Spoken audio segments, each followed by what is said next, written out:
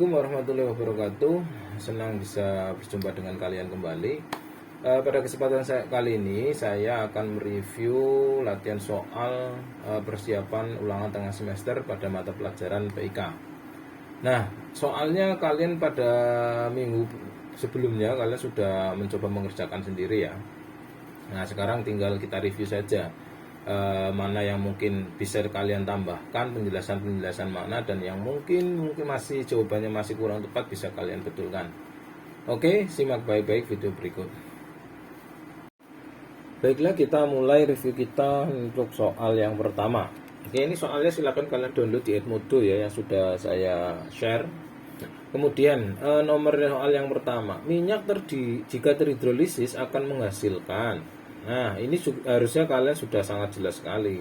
Kita tahu bahwa minyak itu penyusunnya, ini penyusunnya itu ada gliserol dan asam lemak. Ya, asam lemak. Jadi kalau misalkan kita hidrolisis ya, maka akan terputus dia susunannya, yaitu menjadi penyusunnya gliserol dan asam lemak. Maka jawabannya adalah yang B. Oke, kemudian kita masuk ke minyak ya, perminyakan ini. Ngomong-ngomong soal minyak nabati, ini di bawah ini adalah minyak nabati yang bukan berasal dari biji-bijian. Nah, ini tinggal nebak aja, kacang tanah biji, kemiri biji ya, biji ataupun ya biji ya. Almond juga biji. Nah, ini ada dua pilihan ini, kelapa. Kalau kelapa ya bukan biji ya, berarti harusnya kelapa. Nah, minyak atsiri di sini juga harusnya dia bukan merupakan minyak nabati. Tapi mintanya kan adalah minyak nabati. Minyak atsiri itu bukan minyak nabati.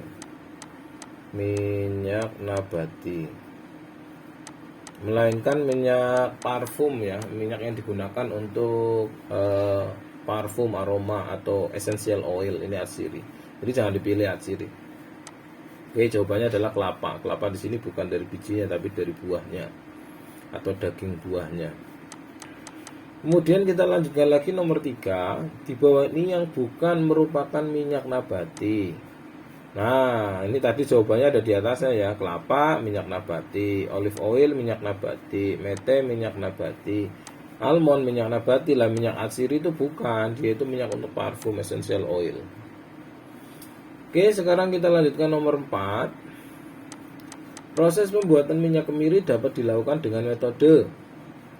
Oke, minyak kemiri itu biasanya kalau skala lab kita bisa menggunakan metode sokletasi atau bisa juga dengan metode pengepresan ya. Jadi ada metode pengepresan. Kalau di industri pakainya press ya. Pengepresan atau bisa juga dengan sokletasi. Nah, ini yang paling banyak. Biasanya kalau skala lab ya pakainya sokletasi ya, diekstraksi. Di destilasi bisa nggak Pak? Destilasi pemurniannya, oke, pakai destilasi. Pemanasan secara terkontrol bisa. Penggorengan nggak bisa. Maserasi hanya direndam. Kalau hanya direndam itu masih lebih efektifan sokletasi. Bisa tapi kurang efektif. Ini jawabannya sokletasi. Nah, untuk nomor selanjutnya adalah berkaitan dengan pengujian bilangan. Nih, pengujian. Oke, uji mutu minyak. Ini silakan kalian buka catatannya pada uji mutu minyak ya. Minyak ini kan ada 4 ya. Pertama ada uji bilangan asam. Kemudian ada uji bilangan penyabunan, kemudian ada uji bilangan peroksida, kemudian ada uji bilangan iodin. Nah, ini fungsinya macam-macam ini ya, masing-masing maksudnya. Kalau bilangan asam artinya untuk mengetahui kadar asam lemak bebas. Jadi kalau semakin banyak asam lemak yang terbebas dalam trigliserida tersebut, maka itu juga mempengaruhi sifatnya menjadi kurang baik. Ya, asam lemak bebas itu kan menyebabkan asam, tidak boleh. Bilangan penyabunan, kalau bilangan penyabunan itu untuk mengetahui berapa banyak minyak yang dapat tersabunkan dengan KUH ketika diuji menggunakan bilangan penyabunan. Biasanya bilangan penyabunan ini fungsinya untuk apa? Ya, ketika kita akan membuat sabun biasanya. Apakah efektif? Enggak dibuat sabun. Kalau misal bilangan penyabunannya kecil, berarti secara otomatis minyak tersebut ya nggak layak untuk dibuat sabun. Oke, jadi ini fungsinya, ini adalah berapa banyak jumlah minyak, ya, minyak yang dapat tersabunkan ya oleh KUH biasanya. Sedangkan selanjutnya adalah bilangan peroksida. Nah, bilangan peroksida ini fungsinya adalah untuk mengidentifikasi tingkat oksidasinya ini ya. Tingkat oksidasi dari suatu minyak. Jadi kalau misalkan bilangan peroksidanya tinggi, artinya minyak tersebut banyak yang sudah teroksidasi. Efeknya apa kalau banyak minyak yang sudah teroksidasi? Ya berarti kualitas minyaknya jelek, mudah tengik dan lain, bau-baunya udah tengik istilahnya. Coba kalau kamu punya minyak nabati, kamu biarkan terbuka bebas, kan banyak juga akhirnya minyak tersebut teroksidasi. Oke, bisa juga karena pemanasan juga bisa teroksidasi juga. Kemudian yang terakhir adalah bilangan iodin. Sedangkan bilangan iodin adalah untuk menguji tingkat ini ya, tingkat ketidakjenuhan minyak. Seperti kita tahu bahwa minyak nabati itu dihuni oleh ikatan-ikatan senyawa tak jenuh ya. Ikatan C yang tak jenuh itu berarti ada ikatan rangkapnya. Akibat proses pemanasan, akibat proses pengasaman ini ya, kan ini ada semakin banyak asamnya, maka tingkat kejenuhannya pun akan semakin naik. Maka efeknya minyak tersebut jadi nggak sehat. Ya kayak contohnya mungkin gini aja. Minyak goreng itu awal kali digunakan masih bagus, tapi kalau berulang-ulang kali digunakan jadilah minyak jelantah. Nah itu ternyata membuat banyak sekali yang minyaknya tersebut itu menjadi jenuh. Dan jenuh itu kalau masuk ke dalam tubuh biasanya banyak menimbulkan berbagai macam memicu berbagai macam penyakit. Ya mungkin salah satunya adalah yang menyebabkan memicu adanya kolesterol dan lain-lain. Ya, jadi pengennya kalau bilangan asam berarti asamnya harus rendah. Kalau bilangan penyabunan justru harus tinggi, karena kita pengennya namanya sabun itu berarti harus bisa terkonversi jadi sabun yang baik. Berarti bilangan penyabunan harus tinggi agar bagus. Tapi kalau bilangan peroksida sama bilangan iodin, maka carilah bilangan peroksida yang kecil atau bilangan iodin yang kecil agar hasilnya juga baik. Oke, bilangan penyabunan dapat dilakukan dengan metode titrasi apa? Nah, kalau bilangan asam kita bisa menggunakan metode alkalimetri. Ya, ini pakainya alkalimetri. Alkalimetri itu berarti ini materi kelas 1 ya. Alkalimetri itu berarti menguji asam dengan menggunakan suatu alkali atau basa. Oke, ini karena asam maka diujinya pakai basa. Nah kemudian kalau bilangan penyabunan, karena dia merupakan, sini adalah indikatornya adalah KOH ya, KOH sama minyak direaksikan, nanti sisa KOH-nya berapa, maka KOH itu yang dijadikan sebagai acuan. Kalau KOH itu basa, berarti cara menentukannya pakai apa? Pakainya adalah asidimetri. Ya, ini bilangan penyabunan pakainya adalah asidimetri.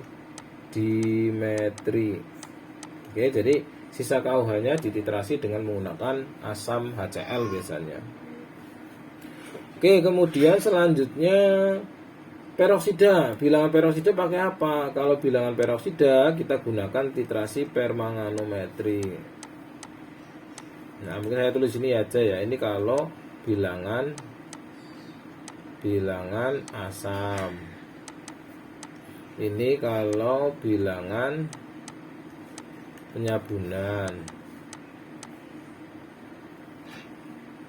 Permanganometri ini kalau bilangan peroksida. Nah, iodometri atau iodimetri, yang benar iodometri, titrasi langsung. Ini gunakan bilangan iodin. Bilangan iodin. Ini juga alasan kenapa titrasi-titrasi ini kan semuanya kalian dapatkan di kelas 1. Artinya nantinya memang kalau misal kalian bekerja di perusahaan perminyakan, maksudnya minyak-minyak nabati, minyak goreng dan lain-lain, pastinya kamu tidak akan asing dengan hal-hal ini. Oke, selanjutnya kita lanjutkan nomor 6 ya. Metode titrasi untuk pengujian asam lemak bebas. Nah, ini tadi barusan ya, alkalimetri. Kemudian, nah ini istilah-istilah lain nih. Pemurnian minyak mentah bertujuan untuk menghilangkan asam lemak bebas yang terdapat dalam minyak. Oke, jadi kalau minyak ternyata banyak mengandung asam lemak bebas,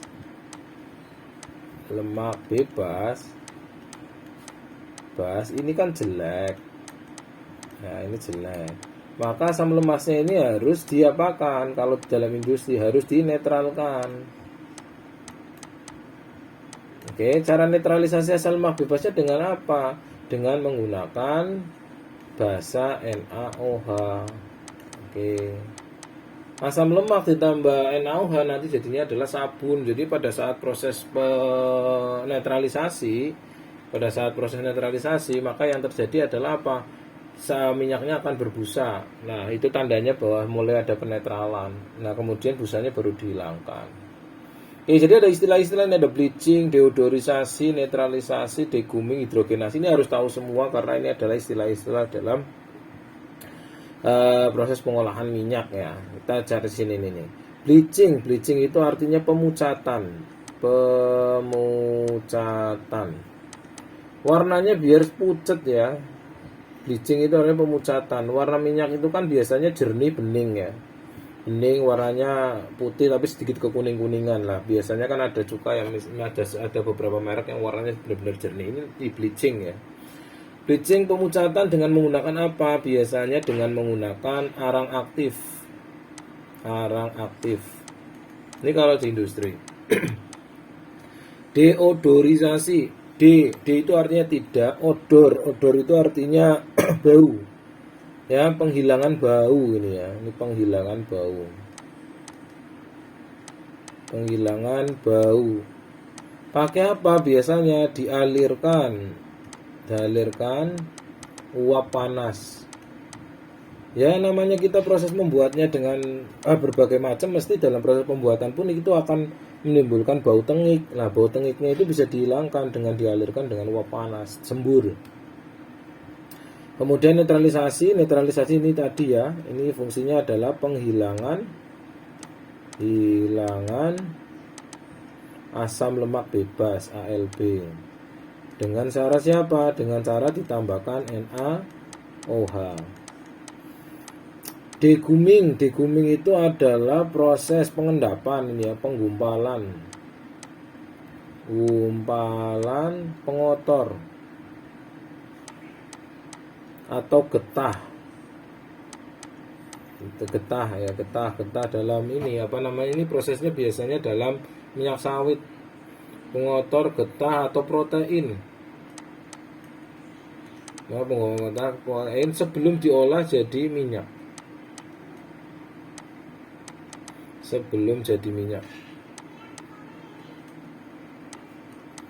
Jadi dari hasil minyak kelapa sawitnya yang sudah dipres, itu kan masih banyak pengotor, masih banyak getahnya, masih banyak proteinnya. Nah, itu biasanya dilakukan deguming. Deguming itu penghilangan dengan menambahkan suatu bahan lagi untuk pengikat pengotornya. Kemudian hidrogenasi ini terkenal kalau misal kita mau membuat margarin ya. Tapi hidrogenasi di sini yang dimaksud adalah pemberian hidrogen ya.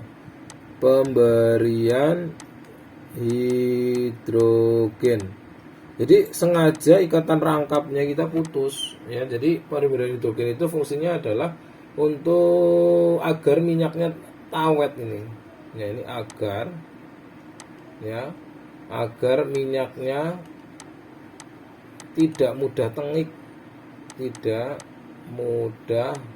tengik. Ini hidrogen. Biasanya menggunakan katalis. Katalisnya katalis nikel. Katalis Ni ya, nikel. Oke, maka kalau yang diminta adalah penghilangan bau tengik dengan mengalirkan uap panas, ya jawabannya adalah deodorisasi. Ini silakan kalian catat, karena siapa tahu besok yang keluar itu yang bleachingnya atau netralisasinya atau degumingnya atau hidrogenasinya, ya saya juga nggak tahu. Silakan kalian catat ini ya. Kemudian 9. Nah, pemucatan sehingga warnanya terlihat jernih dan cerah. Ini tadi penjelasannya adalah bleaching. Bilangan asam itu untuk menghitung asam lemak bebas. Mana ini berarti? Asam lemak bebas yang tidak terikat dengan trigliserida, maka jawabannya D. Trigliserida ini nama lain dari minyak ya. Nah, tadi minyak ada asam lemak bebasnya. Lah, asam lemak bebasnya itu yang kita identifikasi, kita hilangkan. Jenis pengujian yang digunakan untuk mengidentifikasi asam lemak bebas, balik lagi nih, asam lemak bebas berarti namanya adalah bilangan asam atau ALB, asam lemak bebas ya. ALB itu asam lemak bebas. Oke, kemudian kita lanjutkan nomor 12. Jenis pengujian yang digunakan untuk mengidentifikasi tingkat oksidasi minyak adalah, nah ini tingkat oksidasi tadi apa jawabannya kalau tingkat oksidasi? Jawabannya adalah bilangan peroksida. Oke, kemudian kita lanjutkan lagi nomor 13. Ini sudah mulai masuk ke margarin ya. Pada emulsifikasi pembuatan margarin dengan mencampurkan minyak dan skim susu untuk kemudian diperoleh margarin, minyak dan susu tidak dapat bercampur dengan baik karena pada susu itu dominasinya adalah kandungan air.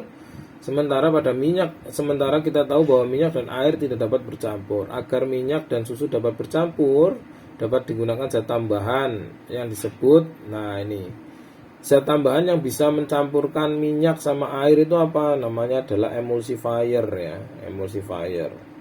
Jadi sekarang kalau misalkan ada perumpamaan bagaikan minyak dan air yang tidak pernah bisa bersatu, kata siapa? Tinggal dikasih emulsifier aja nanti bakal bersatu lagi.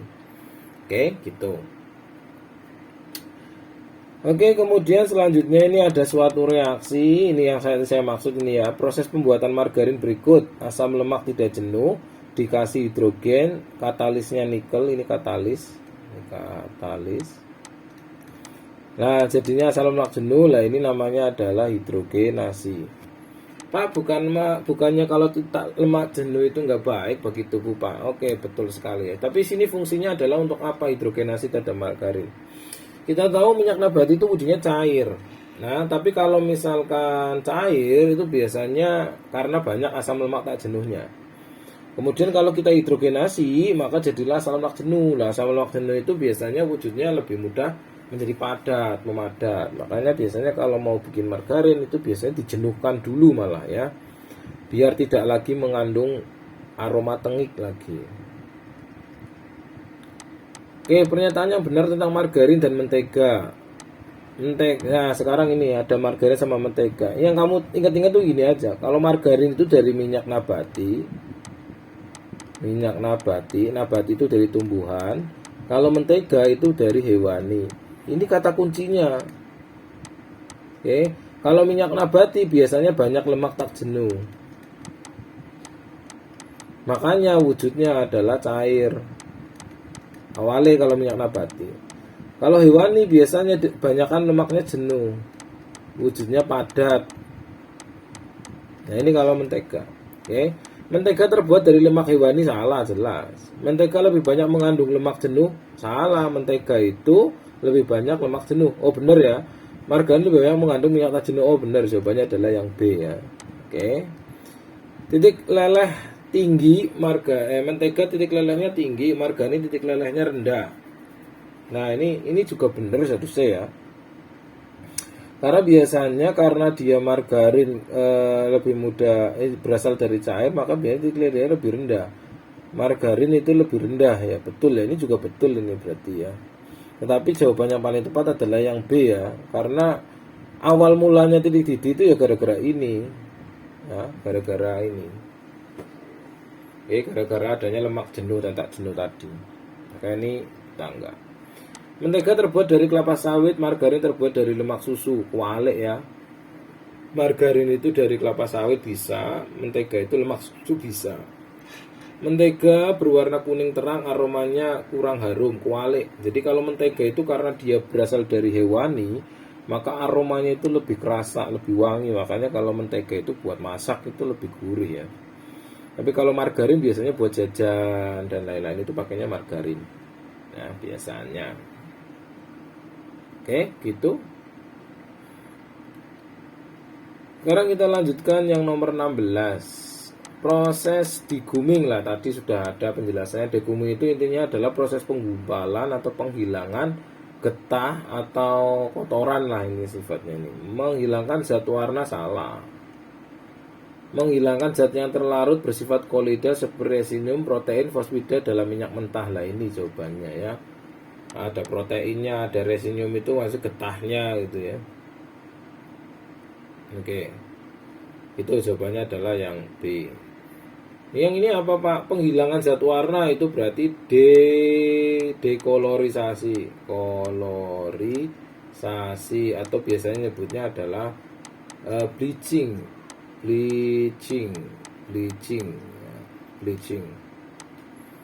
Mengolah minyak menambahkan hidrogen. Kalau menambahkan hidrogen namanya adalah hidrogenasi.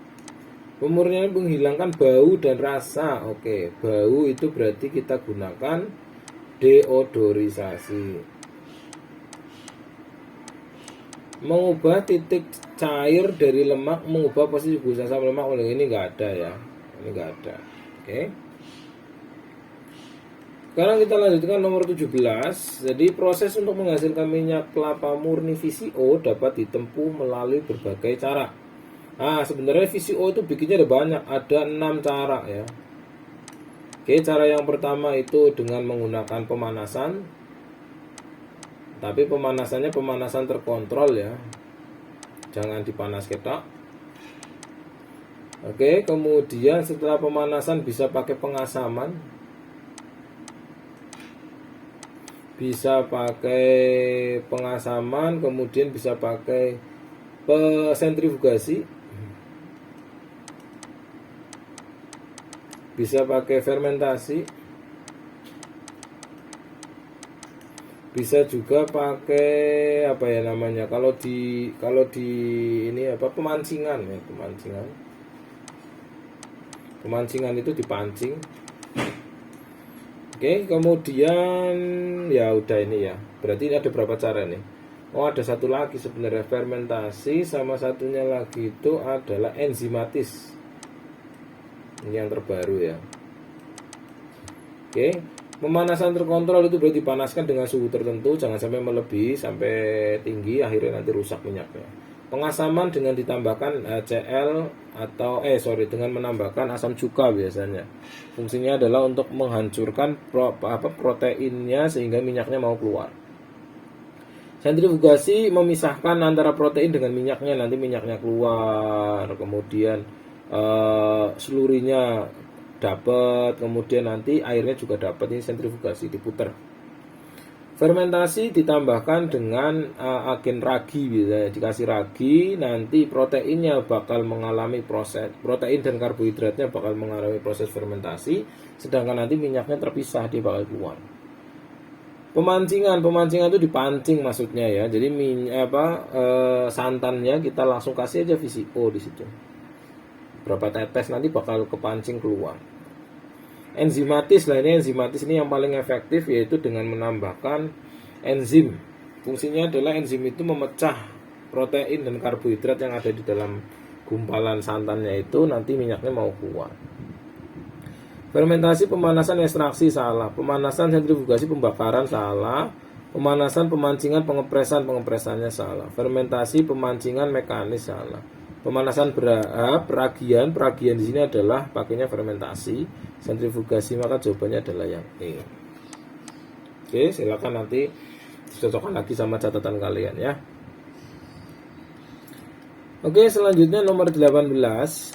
Pelarut yang digunakan untuk melarutkan minyak kemiri adalah pelarut organik. Nah, pelarut organik yang paling baik, ini mintanya paling baik, sokletasi, pada proses sokletasi. Ini kegiatan praktikum kalian ya. Kalian pernah praktek soklet minyak kemiri, pelarutnya apa? Nah, itu kita gunakan pelarut N-heksan. Kemudian, pernyataan yang benar tentang sabun dan deterjen adalah, oke, sabun dan deterjen itu bedanya apa sih? Oke, kalau sabun penyusun utamanya itu adalah basa NaOH bereaksi dengan minyak. Nah, kalau deterjen itu ada surfaktan. Nah, ada surfaktan sama builder. Oke, ini. Nah, surfaktannya itu biasanya apa? Ada lauril alkyl sulfat, biasanya LAS gitu ya. Atau LAS ya ini, lauril aril sulfat, sulfonat. Ini biasanya banyak nanti ya, silakan dibuka di catatannya. Nah, yang membedakan apa? Sabun terbuat dari minyak dan alkali, benar loh ya sabun, tapi kan nggak ada bedanya dengan deterjen, terus apa? Deterjen berarti minyak dan alkali, ini salah. Ini ya sementara salah, nggak ada. Sabun terbuat dari campuran, ini benar ya. Sabun terbuat dari minyak dan alkali, ini benar jawabannya. Ini salah. Turunan minyak bumi, salah. Sabun tidak berbentuk endapan pada air sada, salah. Sabun itu mengendap. Sedangkan deterjen membentuk endapan pada air sada, ya kebalik toh ya, ini kebalik. Jadi keunggulannya dari deterjen itu biasanya dalam air sada dia masih mending, masih bisa tetap bisa membentuk busa ya. Kalau mengendap itu berarti artinya dia bisa membentuk busa. Nih, yang penting dari sabun sama deterjen adalah ada istilah yang disebut sebagai hidrofob sama hidrofilik. Ini harus tahu. Hidro itu air, hidrofilik itu artinya suka sama air. Kalau hidrofobik berarti artinya tidak suka air. Kalau suka air berarti sukanya siapa? Oh, sama minyak, ini bisa. Minyak oke gitu ya. Nah, berarti kalau punya dua fungsi yang sangat hebat sekali nih ya, ini ya miliki oleh sabun sama deterjen. Berarti artinya sabun sama deterjen itu bisa bergerak di mana saja, bisa digerak di minyak, bisa gerak di air. Kalau yang suka sama air berarti ini untuk menarik kotorannya yang di air, kotoran yang di air. Sama kalau yang ini berarti kotoran yang di lemak, gitu ya. Makanya akhirnya bisa. Nah, mintanya adalah apa nih? Gugus yang dapat melarut dalam air. Berarti yang hidrofilik. Filik itu artinya suka. Emulsifier Pak, emulsifier itu artinya menggabungkan air sama minyak tadi, beda nah ini ya. Micellar itu adalah hasil gabungan antara deterjen ketika campur sama air, jadi misel. Emulsifier itu tadi menggabungkan. Homogenizer sama emulsifier agak sama ya, hampir sama. Cuma fungsinya sedikit berbeda dari sudut pandang. Salah satu badan aditif deterjen yang digunakan sebagai anti redeposisi kotoran. Anti redeposisi kotoran itu berarti anti ini apa namanya, kotoran yang balik ya.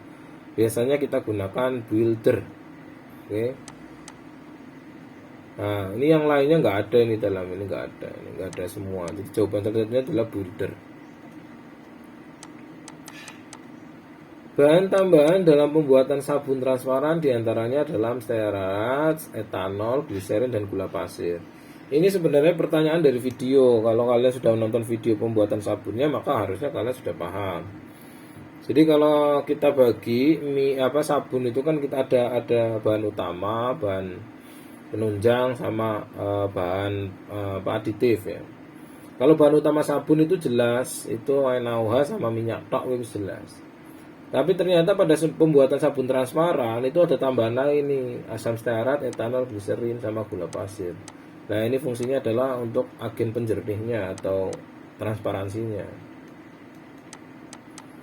Bahan utama pembuatan sabun. Nah, kalau buat sabun bahan utamanya ini raw materialnya itu ya mesti ini sama ini. Harusnya ada lagi air ya, karena tapi ini udah larutan nih. Kalau larutan berarti udah air. Jadi 1 dan 2. Nah, kalau bahan utama, nah kan ada lagi bahan penunjang. ada lagi bahan aditif. Nah kan bahan penunjang ini biasanya pengisinya apa biasanya? Oh ini diisi sama gliserin, gula, alkohol, ya tulis saja. Oh ini gliserin, gula, alkohol. Nah bahan aditif, nah artinya tanpa bahan ini sabunnya udah jadi. Aditif itu sifatnya tambahan, biar jadi lebih bagus, biar jadi lebih wangi ya, maka biasanya kasih warna wangi ya, wangian kayak parfum biasanya. Jadi aditif itu nggak penting, nggak dikasih juga udah jadi, udah bagus ya, cuma dikasih lagi biar tambah bagus. Nah ini bahan pengisi builder, maksudnya itu adalah bahan tambahannya.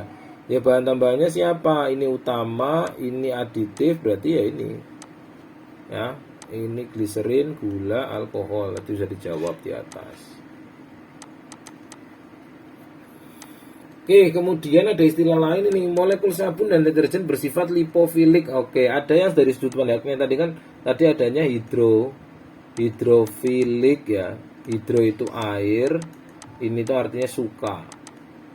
Oke, hidrofilik. Nah, ada juga tadi namanya hidrofob. Hidro itu artinya air, fob itu artinya takut, fobia ya, takut. Nah ini artinya tidak suka air. Nanti ada lagi nih, ada lipofilik. Oh, apa meneh lipofilik. Nah, filik. Lah iki oh padha wae karo iki padha karo iki, sama. Kenapa, Pak? Lipo itu artinya lemak. Filik itu artinya suka. Lah suka lemak kan berarti padha wae karo takut air. Takut air di sini kan artinya dia sukanya lemak. Oke, jadi hidrofob sama lipofilik itu sama. Nanti ada lipo apalagi Pak? Ya lipofob, mana lipofob itu beda lagi ya. Oke, lipo dari kata lipid, artinya lemak. Molekul sabun lipofilik berarti sing melarutkan di dalam minyak.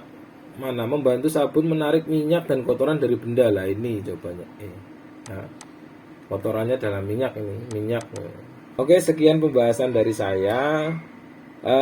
Ini masih ada soal nomor 26 sampai soal 27 sampai soal 30. Silakan kalian coba kerjakan sendiri gitu ya. Silakan diskusikan, cari pada literatur yang sudah saya berikan, atau mungkin kalian bisa cari juga pada literatur yang lain. Oke, terima kasih. Assalamualaikum warahmatullahi wabarakatuh.